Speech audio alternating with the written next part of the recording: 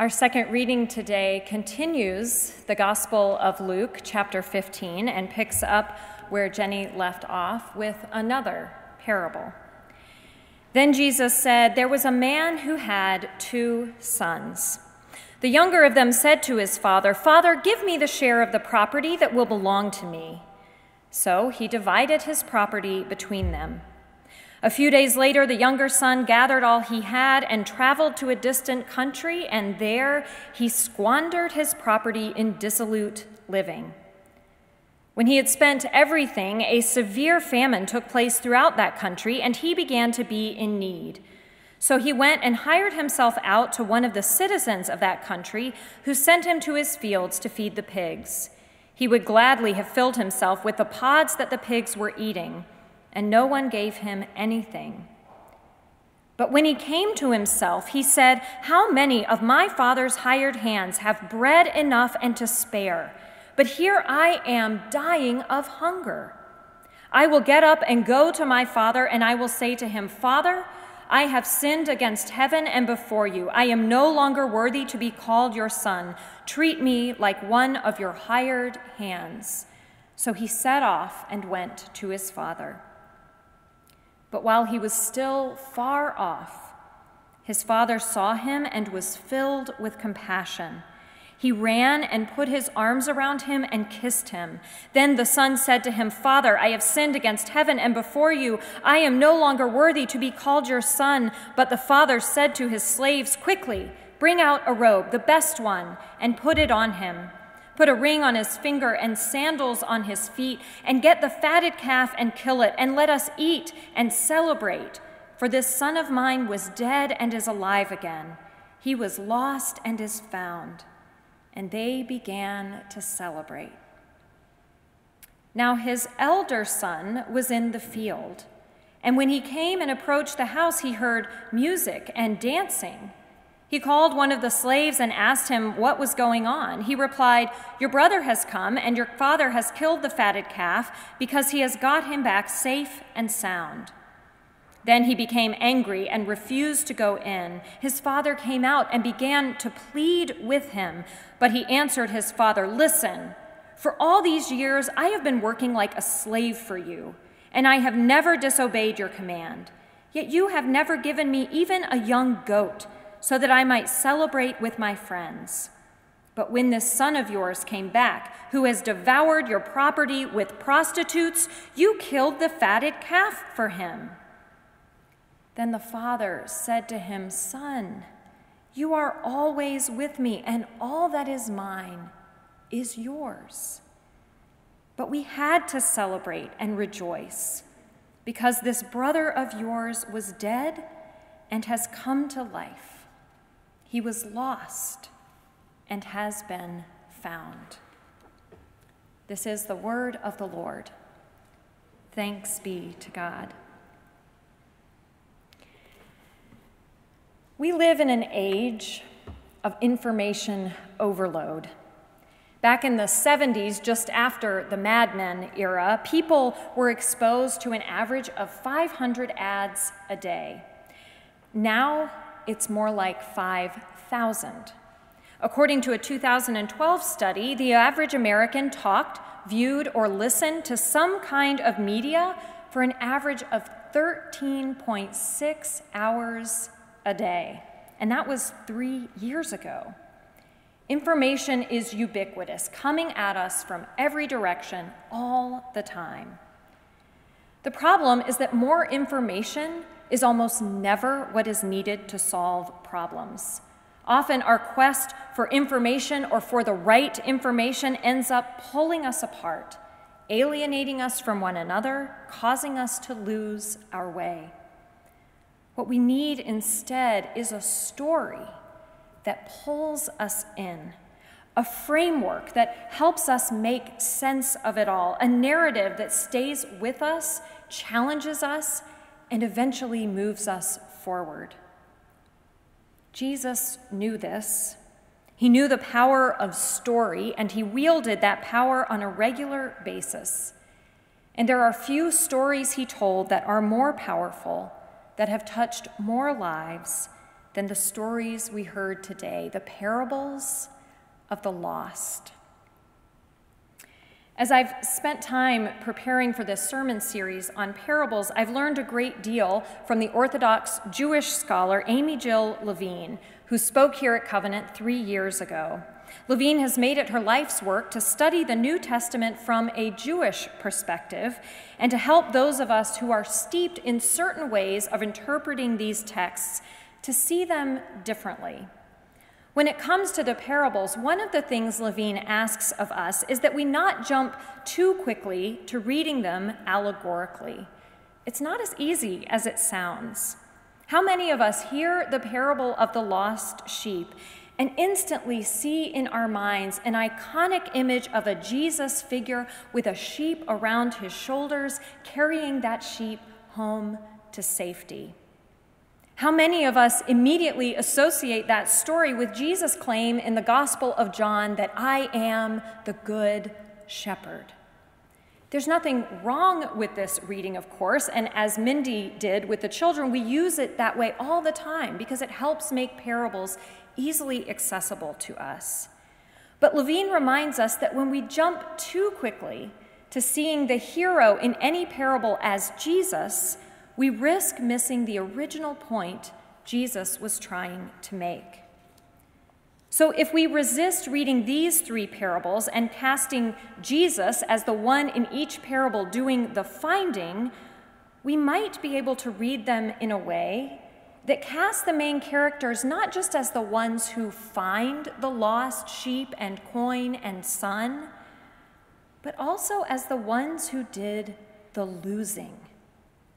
Imagine, Levine asks us, if these stories were known as the shepherd who lost his sheep, the woman who lost her coin, and later the father who lost his sons. If that were the case, I think we'd have an easier time seeing ourselves as the main characters in these stories. After all, when it comes to our own lives, most of us are keenly aware of the things and people we have lost rather than those we have found.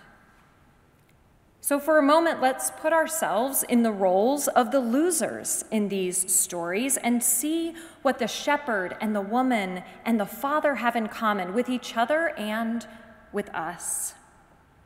So these 3 characters in these parables are all people of means. 100 sheep was a lot of sheep, a huge flock. 10 silver coins held a lot of value back then, and the father in the 3rd parable clearly has significant wealth and property.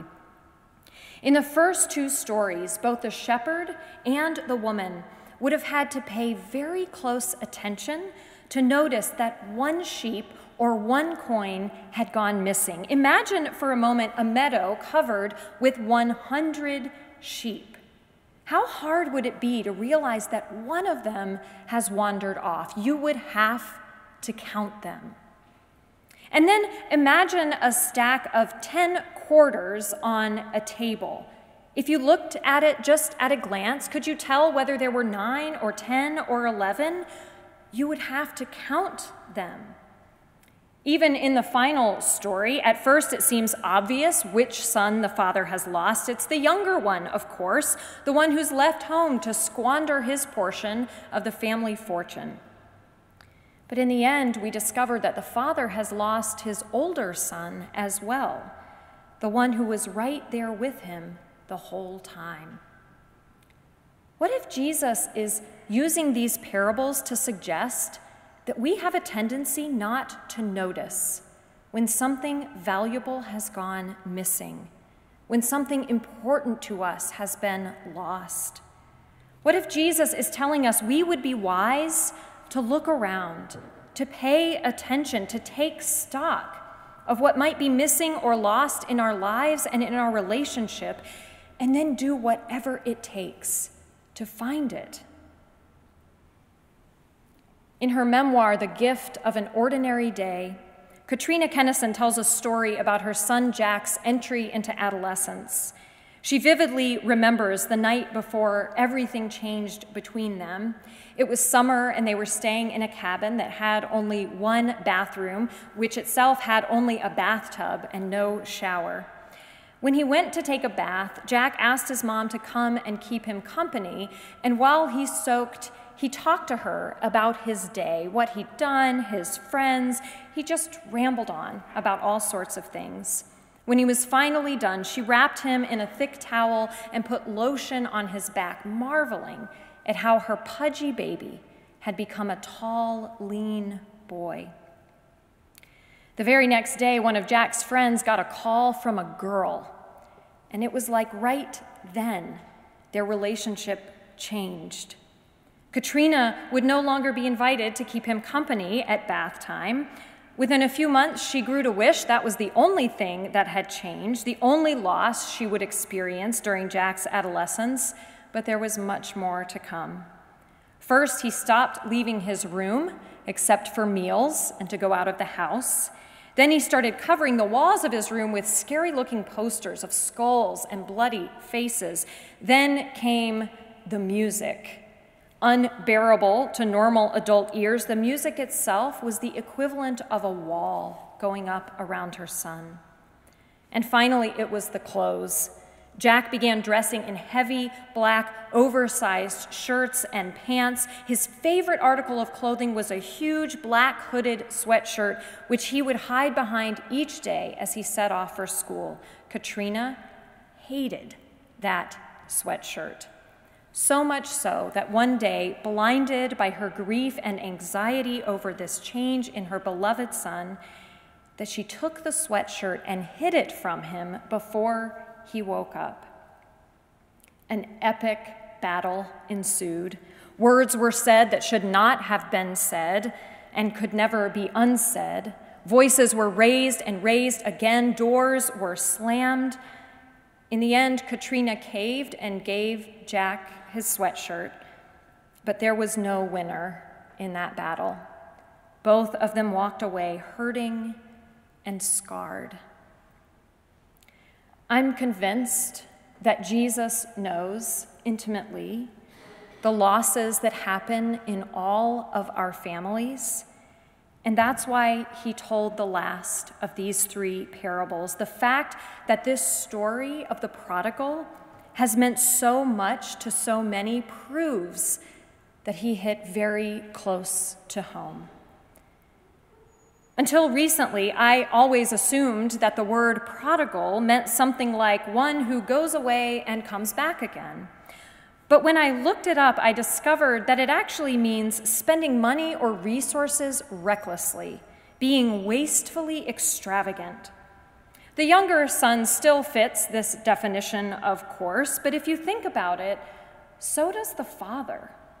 What father in his right mind would liquidate assets and hand them over to a young adult with no plan for his future?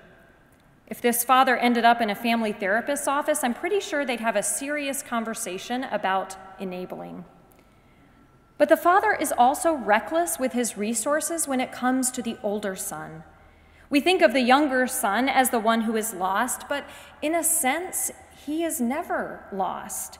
Yes, he goes far away to a foreign land, but he seems to have no trouble finding his way back home when he needs something else from his father.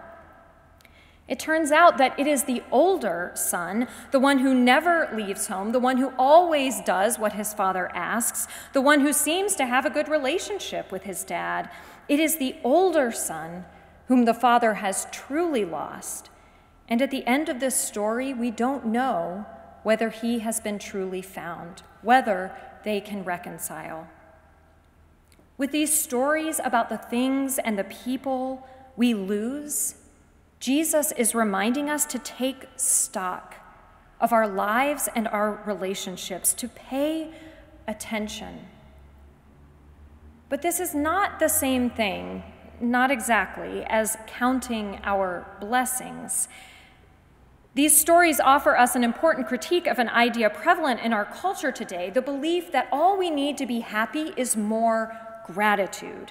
Countless celebrities and self-help books have advised us that rather than focus on what isn't going well in our lives, if we can just be thankful, count our blessings, write in our gratitude journals every day, we will be well on our way to contentment. Studies have shown there is scientific truth in the power of gratitude, but these parables of the lost point out a theological truth that is a helpful counterpoint. Sometimes we need to do more than just count our blessings. We need to figure out who is missing from the table and do whatever it takes to bring them back. This is true of our kitchen tables and of the people in our own families who, whether they are far from home or whether they are with us every day, have become lost to us. It is also true of the tables in our churches. As a denomination and as a culture, we are making progress. In the 1940s, this church opened a daycare that was open to all, without regard to color or creed. In the 1950s, we welcomed African Americans into our membership, one of the first Presbyterian churches to do so.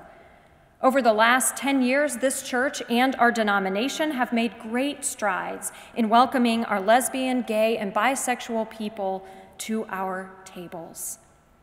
But even as we in the church and in the culture take important steps forward, we are constantly reminded that our work is not yet done. We can't just count our blessings and revel in our past achievements. We must pay attention to what person or what group still does not feel welcome at our table. We must ask, who have we lost from our family of faith? What person or group that can bring wisdom and talent to our community have we sent away or just turned away from as they walked out the door?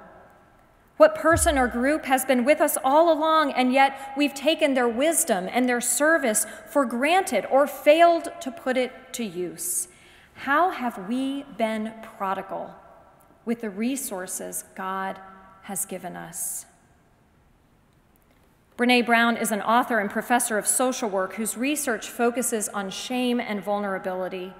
In the aftermath of the killings at Mother Emanuel Church in Charleston, she wrote about the importance of owning rather than denying our stories.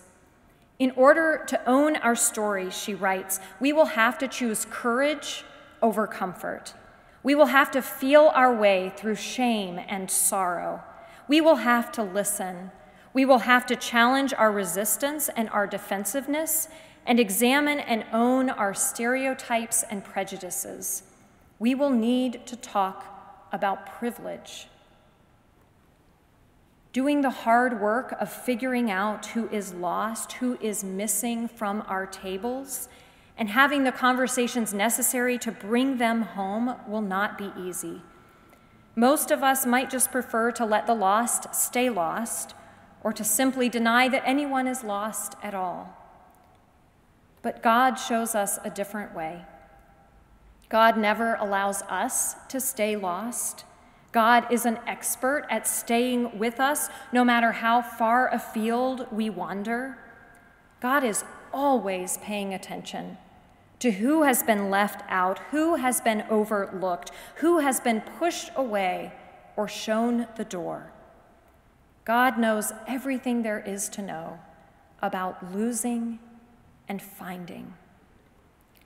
May we have the courage to admit our losses and to let God show us how to bring the lost back home. Amen.